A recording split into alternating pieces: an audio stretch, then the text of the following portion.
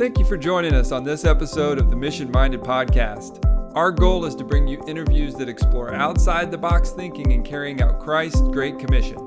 In this season of the coronavirus, we are not in the ITEC studios, but connecting with people through video conference. I'm Jim Tingler, and I'll be your host this week as we welcome special guest Bruce Van Fleet.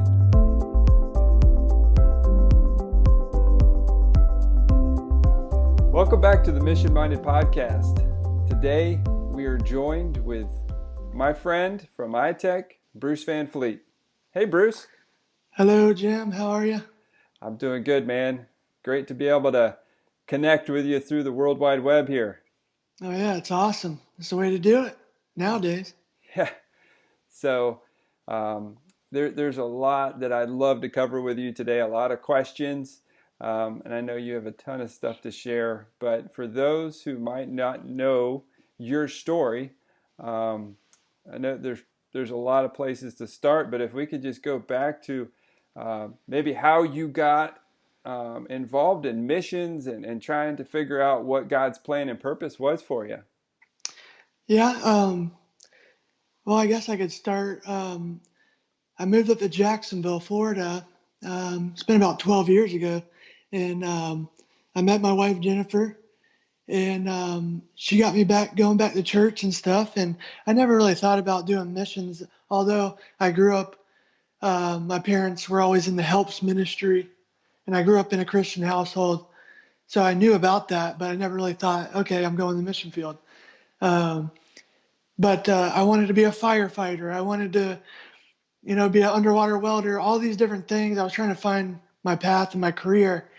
And my wife directed me back to, what about piloting? You haven't thought about that in a long time. Because I told her I flew when I was 10 years old one time, and the guy called me a natural. But I never thought I could be a pilot. So I was like, well, I can pay per flight, and I could probably do that. I could do that. I can't get $20,000 up right away, but I can pay as I go. So I was like, I think that's capable. And then it hit me one day, and it was like, well, why am I doing that? Why am I going to fly? And I felt like God said, you're going to fly for the ministry. You're going to fly for the kingdom. And I was like, wow. And I started looking into it. And I was looking at AIM Air, Missionary Aviation, organizations and stuff, and everything started leading to where I'm at now, really. So that's awesome. Yeah, our paths connected through ITEC, and met you and your wife Jen. How many years ago now? Jim, it's been, I think, over 3 years. 3 years, yeah. So ITEC had a program where people who were interested in becoming missionary pilots could come and gain experience by working to get their A&P mechanic. It's a prerequisite for people who want to be missionary pilots. Basically, that's right. They want you to be able to fix your own airplane if it gets broke down wherever, right? Yeah. You don't want to be out, in the middle of nowhere in these bush planes, and something happens, you have no idea how to work, or you don't know the systems of the aircraft. The A&P really gives you a broad spectrum of, it makes you a better pilot because if something's going wrong, you can kind of pinpoint it in the air too, which is good. But you can also work on it on the ground pretty easily, and it's really awesome. Gives you a good base for that. Yeah. So Bruce, you reached out to ITEC. You have this interest in becoming a missionary pilot, and interested in this program. And we thought you were a great fit. Felt like God brought you there, and so this journey with working with us began. And so several years in, you're working, gaining pilot certifications. You're flying a lot. You're gaining some mechanical skills, right? Yeah, that's right. I came to ITEC with. I was already a private pilot, instrument rated, and I've been working on that for quite a while.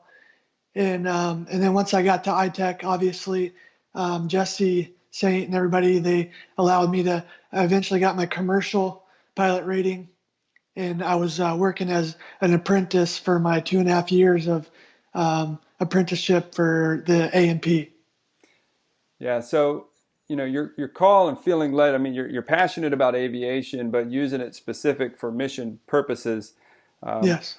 I'm sure most people could imagine the need for missionary pilots, but maybe somebody who doesn't have an understanding as to why we need missionary pilots in remote areas. What role do they play in remote ministry work? Well, I mean, if some of you, or if none of you, ever been out into the mission field, you go to these countries where there's a lot of poverty and like the jungle and Africa and these places. It's hard to get around on the ground. It can take sometimes days. It can take hours and hours just to get 20 miles. So as missionaries, if you're really trying to get something done with a village and you're wanting to bring the gospel or bring missionaries in, airplanes really benefit as a tool for missionaries, especially to get in and out of these places. Something that could take 20 hours on a vehicle can take an hour and a half in the air or less to get a straight shot to where you're going. So it really saves missionaries and humanitarians and people that are doing disaster relief even a lot of time, from the ground to the air. So Yeah. So, I mean, remote areas around the world, places that are beyond roads, transportation's a huge hindrance. So being able to fly into places, I've heard, what is, an hour walking on the ground is about a minute in the air. So you yeah, oh, could yeah, just think, especially in a emergency situation, somebody, gets bit by a snake, they have some type of complexity, they need to get out of a situation. So you could think of evac, but then also supplies. Somebody needs something in and out, and then also getting preachers, different people trying to get into places to do ministry. This mission aviation is a great complement to that work, and so there's no shortage yeah, of need. And so you're in the direction of feeling called to do this, and so you're at ITEC, you're gaining this experience. You get to the point where you're and it's a 30-month program, right? that's right. To gain that certification. Yeah. So yeah, 30-month apprenticeship under an IA, an A&P mechanic, which was Jesse Saint. So we worked on customers' airplanes. They come in. I've built 5 aircraft while I was at ITEC for the very short time, experimental RVs, and we also worked on certified aircraft such as Cessnas and Pipers. Um, so we had well-rounded experience with the smaller planes, especially that's what we use in the mission field mainly is smaller planes to get in and out of short grass strips and stuff. So it was a perfect opportunity to dive into that, to use aviation as the tool. So you are several years into this process. You're gaining the experience. Seems like things are really lining up. You feel called in Yeah, this direction. You're gaining experience with the planes that you feel that you're going to be using, at least the type of planes you'd probably be using in remote areas. And so then there's this next chapter. What is this next chapter going to look like? And so you're looking and praying and talking to people, right? that's right. We were, you know, gaining donors and we were getting ready, you know, for the mission field. Obviously as a missionary, you have to have donors to support you out there. So we were in the process of all the things that come with being a missionary pilot, right in the middle of it.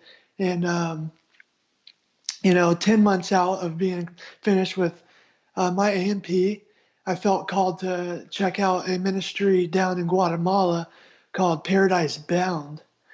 And I don't know if you guys ever heard of it, but so I felt called to go down there and do a site visit and check that out.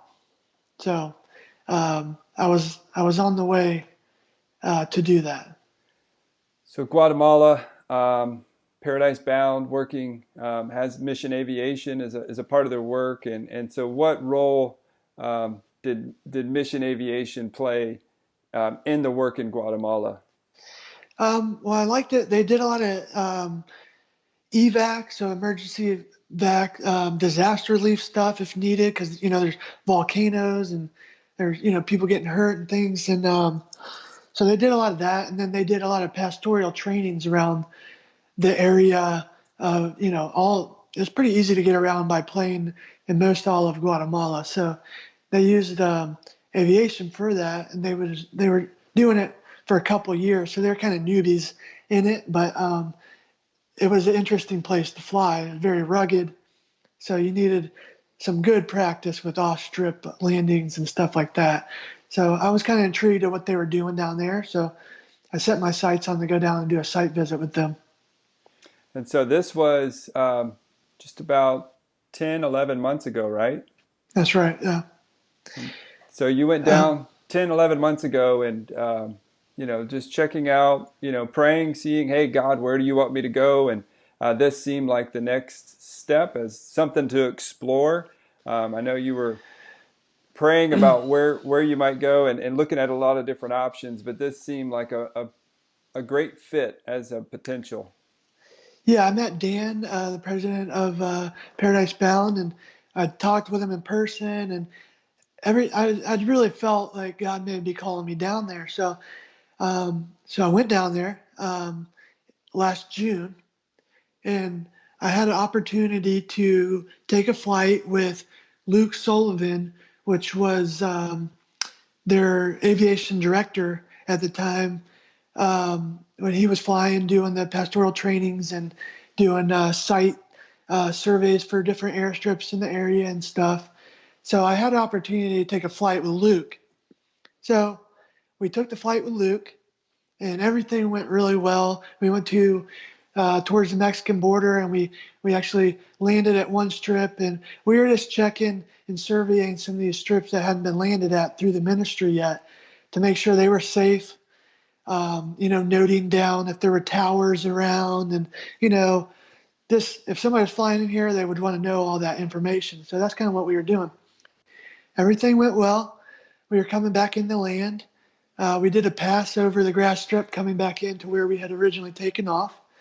And coming in, not real sure exactly what happened, but we came in and Luke did a go around where we came into land and we were kind of unsure. So he went to take back off, and with the density altitude being so high in the mountains, the plane doesn't have the performance to climb as well. So we wound up plowing into trees, and we had a tragic accident coming back, and plane caught fire, and I was able to somehow by miracle crawl out of that airplane and walk up the hill away from the crash site.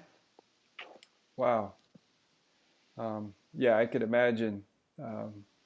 It's a very difficult thing even for you to think back on now, and Yeah. that was not a short chapter in the story that followed either. No, I got burned in about 65% of my body, along with bashed head, broken face. I broke my leg. It was, everything what you would think a plane crash would be. It was a miracle that I woke up and was able to crawl out. But the last 10 months I've learned what real pain is. Yeah. And being in the hospital, I was in the hospital for equivalent about 9 months altogether, 8, 9 months. And day by day, just washing these wounds and trying to get better, doing rehab and occupational therapy, learning how to walk again. It's been the most difficult chapter of my life thus far. And I'm glad to say that I'm glad to be alive, and it's taught me a lot about life and really who God is in these times, and how, to truly lean on God in times when you don't think it's possible, you can keep getting up and keep moving. It was a lot of a mental aspect to it to get better and get well. You have to have a good attitude. And like you keep saying, Steve Saint, I like what he said about people with wounds are looking for people with scars. That was me the whole time in the hospital. People would come in that were burn survivors, and they would talk to me and be like, you can do this. And it was hard to be like, oh yeah, I can do this at the time because I was in so much pain and agony, and at times I felt like giving up. But the more I pressed in, the better I got. And obviously now I'm here talking to you, and my voice is getting better, and I can walk around, I can hold my boy now. So all these things were true, and people with the scars really helped. So I hope to, be that in the future for people as well. Yeah, the challenge that I always have is trying to make sense of these stories. I don't. We won't know, how all this fits this side of eternity. We lean in heavily to know that God is in control. He's working all things together for good. And you've had a very difficult year, and it doesn't seem like it makes sense this side of eternity. And especially you have, Luke. Luke had a different story as well in that incident. And again, a wife and children and one on the way. For them, it doesn't make sense. That's right. Yeah, I pray for Luke's family all the time because Luke didn't make it. He got burned pretty bad, and I uh, I was in a coma, induced coma, for about 3 months.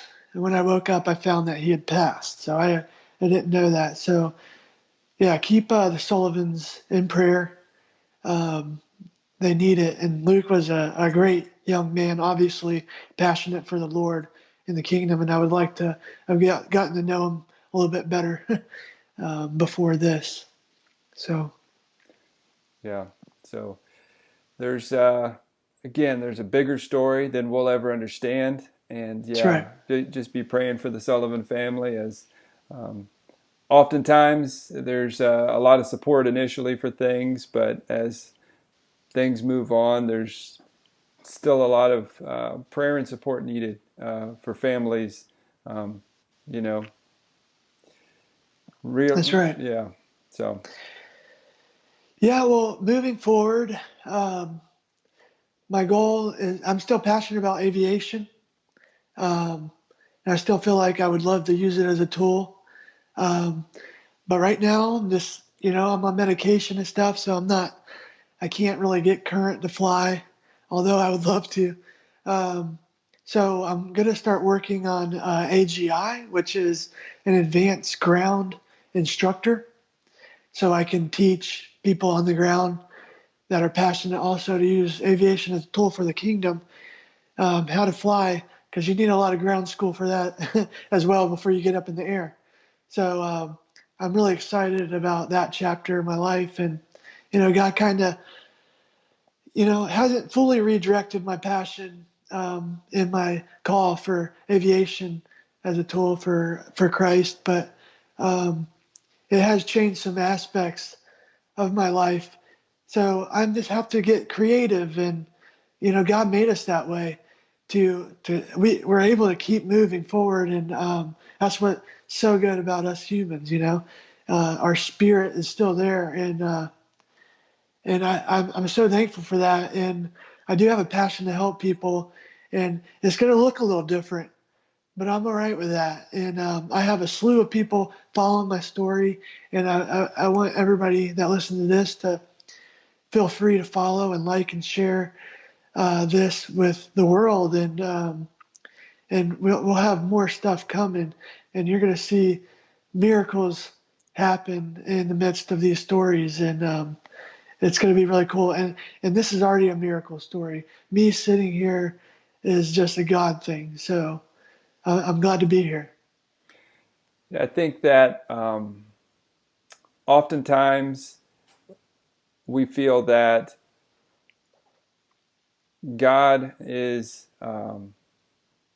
maybe not in that, the situation that you ran into. Like, where was God? Where was God when Yeah. that plane, you know, wasn't able to make that maneuver? And the faith that we have is that He was still in control, that He allowed that to happen, even though that was a very difficult chapter. God does write difficult chapters in our life. Um, Through the past year, Bruce, I know that you've been challenged in ways that you haven't been up to this point. I've heard That's you right. talk about the difficulties of just laying in bed, laying in hospital beds. You said you were a medical induced coma for 3 months. Just the challenges you must have faced. Um, what did you do to stay encouraged in the Lord and know that this was still a plan that God had for your life? Um, I when I was in severe pain, a lot of the medicine, I couldn't take enough medicine to kill all the pain. There's just no way. And I would ask God, I'd have nights where I'd ask God, take this away from me. Where's your miracle? You're big enough.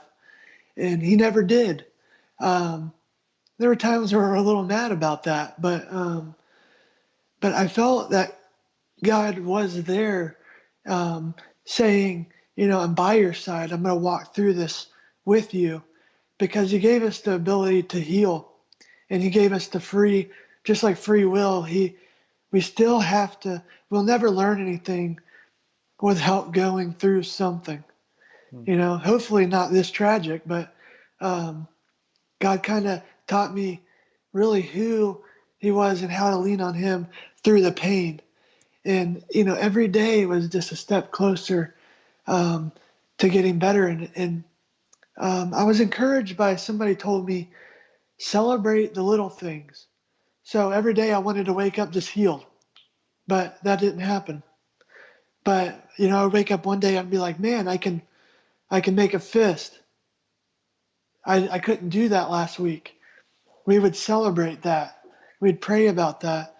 So it was those little encouragements that really got me through that. And that leads into all of life. You have to look, there's the broad picture, but you look at the small things, and you have to, if you don't notice those, a lot of life will pass you by, and you won't fully understand what God's doing.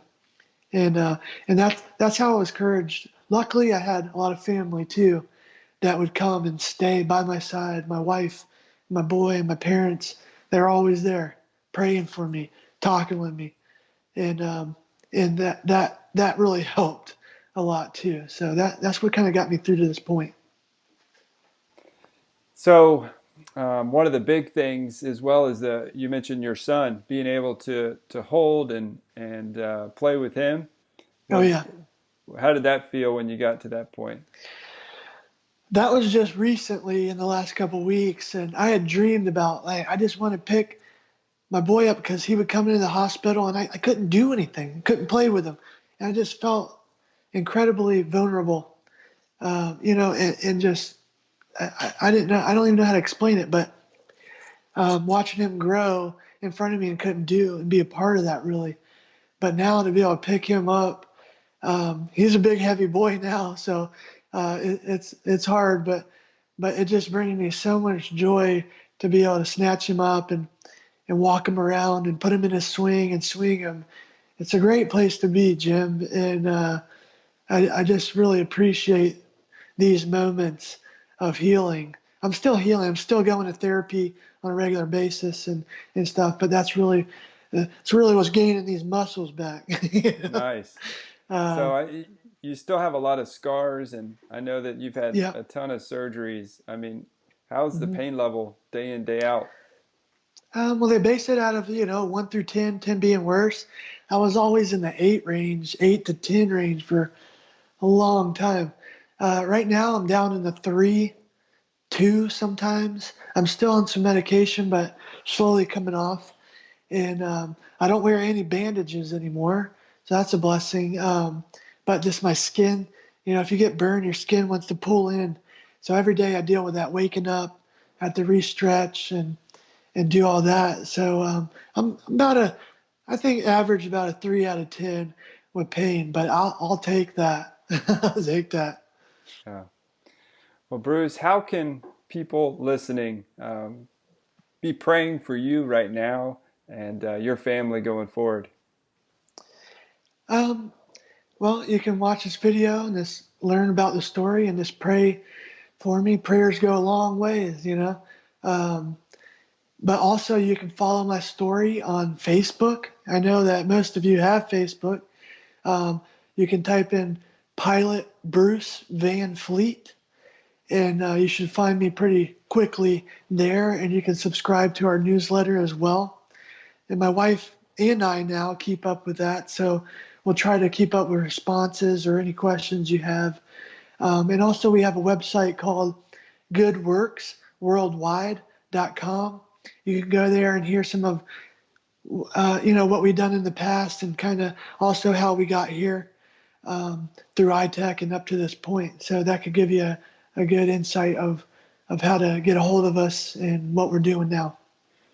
Yeah, and if they go to your Facebook page, have to be sure to watch the drum video. Yeah, I have a drum called hand pan, and I love playing that thing. I can't really play guitar anymore. My hands are a little messed up. Well, for now, I can't play guitar. I'm still working on it. I've played that my whole life, so it really hurts not to be able to, but I can play this drum, and it's such a blessing. So I'm gonna put more videos of that out too. Yeah, tune into that. I'll be playing that more. It's fun. Yeah, you're a very talented musician, Bruce, and I enjoyed Thank you. the drum video. It's kind of like an island style drum. Yeah, it's a steel drum. Kind of comes from the Caribbean style, but somebody I think it comes from Switzerland, made that in the year 2000. So it's a pretty new instrument, but the sounds you get out of it are just amazing and heavenly, really. So I love playing it. Anybody can really play them. They're a little expensive to buy, but really worth it if you like drums. So I would recommend it. Awesome. So when are we going to get the album with Bruce playing the drums? Funny you asked. I just bought a professional microphone yesterday.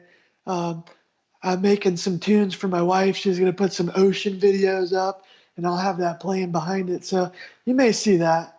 And we'll see how that goes. I got a lot that I want to do. I can't do it all at once. So be patient with me, Jim. Be patient.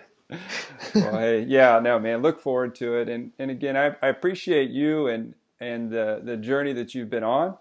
Oftentimes we feel that, God's got this plan and purpose for our life, and we know, this is going to be the next step, and then this is going to be the next step. And in reality, I don't think we could handle God's 5-year plan for our life. We just couldn't.